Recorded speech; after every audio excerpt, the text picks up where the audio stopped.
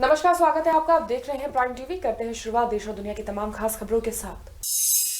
उत्तर प्रदेश के स्थापना दिवस के मौके पर अलीगढ़ में एक भव्य कार्यक्रम का आयोजन किया गया, जिसमें यूपी सरकार की जन कल्याणकारी योजनाओं की प्रदर्शनी लगाई गई। कार्यक्रम में सैकड़ों की संख्या में किसान और कर्मचारी और बच्चे मौजूद रहे। इस अवसर पर जिले के विकास में महत्वपूर्ण योगदान देने वाले प्रतिभागियों को सम्मानित किया गया। इसी के साथ ही अच्छा काम करने वाले प्रगतिशील किसान, साहित्यकार, खिलाड़ी, मेधावी छात्र छात्राओं को भी सम्मानित किया गया।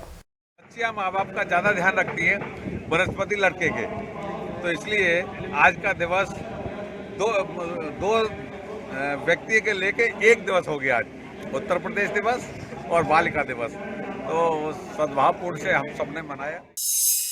अमेठी की पुलिस लाइन मैदान में एसपी डॉक्टर ख्याति गर्ग ने आगामी गणतंत्र दिवस के लिए की जा रही तैयारियों का जायजा लिया। साथ ही मैदान में परेड का पूर्वाभ्यास कराकर उसका निरीक्षण भी किया। परेड में डायल 112 एंटी रोमियो चीता मोबाइल स्क्वाड के जवानों ने पूर्वाभ्यास कर अपनी कुशलता का परिचय दिया। इस दौरान एसपी और एडिशनल एसपी ने पुलिस बल को सुरक्षा व्यवस्था बनाए रखने के जरूरी निर्देश भी दिए।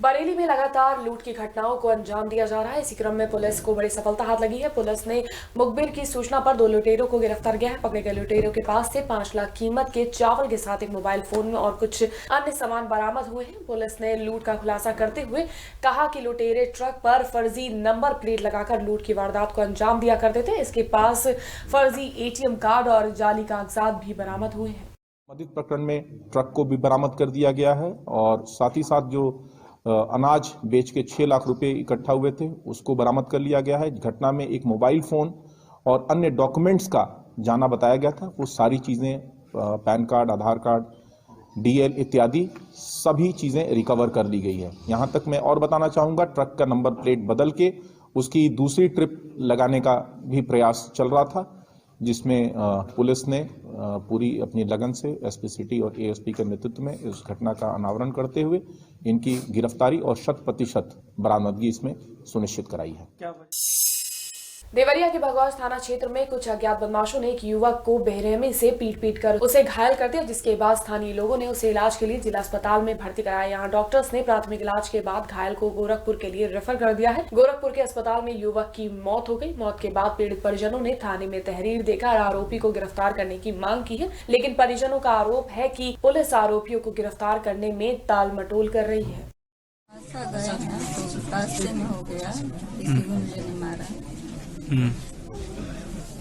क्या अभी तक गिरफ्तारी हुई कि नहीं हुई? नहीं हुई है अभी। उन सजाओ को गिरफ्तार कीजिए। गोरखपुर में STF की टीम को बड़ी कामयाबी हाथ लगी है। ओवरलोड गाड़ियों की अवैध एंट्री कराने वाले गैंग का खुलासा करते हुए टीम ने गिरोह के सरगना सहित 6 आरोपियों को गिरफ्तार किया है। पकड़े गए आरोपियों के पास से टीम ने कई कीमती गाड़ियों सहित 12 मोबाइल, ATM कार्ड और पासबुक को बरामद किया है। पूछताछ में आरोपियों ने बताया कि वो इस काम को RTO के अधिकारी और कर्मचारियों की मिलीभगत से किया करते थे।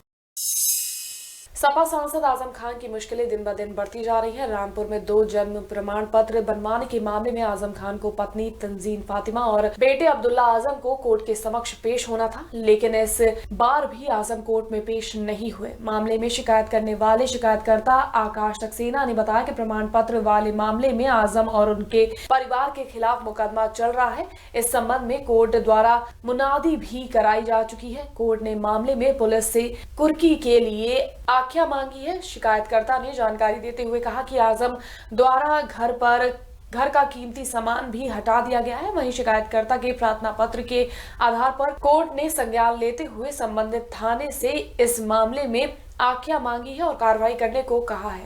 लगातार गैर हाजिर होने के कारण पहले कई बार संबंध गए, संबंध के बाद BLDO वारंट हुआ, BWD वारंट हुआ। उनके लगातार गैर हाजिर होने के कारण कोर्ट ने 82 की कार्रवाई की थी। उस संबंध में उनको हाजिर होना था, लेकिन वो हाजिर नहीं हो पाए और कोर्ट ने अब उसमें 11 फरवरी की डेट लगाई है, ये कहते हुए पुलिस से रिपोर्ट मांगी है कि अपनी पुलिस की रिपोर्ट दें और उसके बाद इस पर कोई कार्रवाई की। संभल के नखासा थाना क्षेत्र में तेज रफ्तार दो बाइकों की आमने सामने जोरदार भिड़ंत हो गई। इस हादसे में बाइक सवार एक युवक की मौके पर ही मौत हो गई, जबकि महिला सहित 3 अन्य लोग गंभीर रूप से घायल हो गए। राहगीरों की सूचना पर पहुंची 112 की मदद से सभी घायलों को अस्पताल में भर्ती कराया गया और शव को पोस्टमार्टम के लिए भेज दिया गया है। संभल के थाना धनारी क्षेत्र में एक व्यक्ति ने दहेज की मांग पूरी न होने पर पत्नी को मौत के घाट उतार दिया। दरअसल युवक ने 6 साल पहले महिला से शादी की, जिसके बाद वो महिला को लगातार दहेज के लिए प्रताड़ित करता था। इतना ही नहीं, पैसे न मिलने पर ससुराल वालों ने महिला को घर से भी निकाल दिया, जिसके बाद गांव की पंचायत ने महिला से समझौता करवाकर उसे दोबारा आरोपी के पास भेज दिया। बताया जा रहा है कि समझौते से पहले महिला ने ससुराल पक्ष के खिलाफ कोर्ट में दहेज प्रथा और मारपीट का केस दर्ज करवाया था।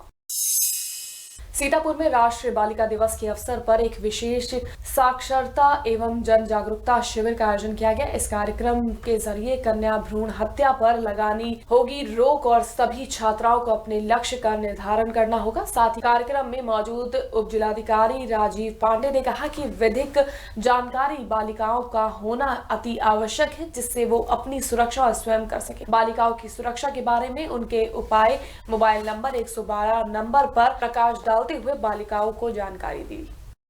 बालिका दिवस पर हमने अपनी छात्राओं से ये संकल्प किया है कि वो आगे भी भविष्य में महिलाओं के लिए, महिलाओं की मजबूती के लिए कार्य करेंगी और अपने को भी सुरक्षित रखेंगी और आने वाली पीढ़ी की भी सुरक्षा का पूरा ध्यान रखेंगी। और भविष्य में उन्हें अगर कहीं कोई चुनौतियां अगर आई तो वो उनको भी दूर करें, उनका भी सामना करेंगी।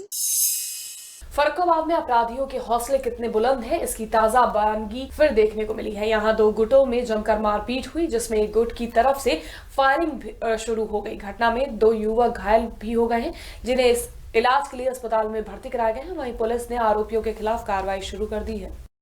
फतेहगढ़ कोतवाली पुलिस द्वारा एक ग्रुप लेके आया गया था। अस्मित कटियार नाम है, इसकी उम्र है 23-24 साल, सैनी का निवासी है। उसकी कोई झगड़ा हो गया था, तो उसके 3-4 इंजरीज थी, जिसको नोट कर दिया गया है और पूरा फर्स्ट एड दे दिया गया है। फाइनल रिपोर्ट के और उसको एक्सरे के लिए एडवाइस किया गया है। अभी ओपिनियन को केप्ट अंडर ऑब्जर्वेशन रखा गया है और फाइनल रिपोर्ट एक्सरे रिपोर्ट आने के बाद दी जाएगी।